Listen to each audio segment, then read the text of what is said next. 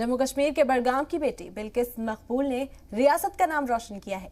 पेनकाक सिलाट game में national level पर अभी तक बिल्किस को 5 गोल्ड मेडल मिल चुके हैं और आलमी सतह पर वो अपने खेल के बदौलत मुल्क का नाम रोशन कर रही हैं। आइए देखते हैं खास रिपोर्ट।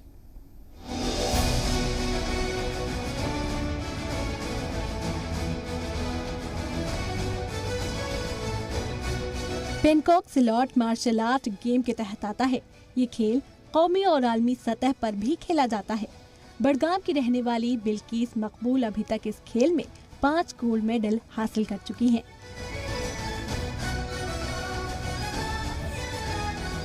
इतना ही नहीं, वो आलमी सतह पर भी ये गेम खेल चुकी हैं। बिल्किस का ख्वाब है कि वो मुल्क के लिए आलमी सतह पर गोल्ड मेडल लेकर आए। पहली बार जब मैंने खेला मैं बहुत नर्वस थी, बट फॉर्चुनेटली मेरा गोल्ड मेडल आया पहले नेशनल में एंड मैं बहुत ज़्यादा मोटिवेट हो गई। तो तब मैंने कंटिन्यू किया।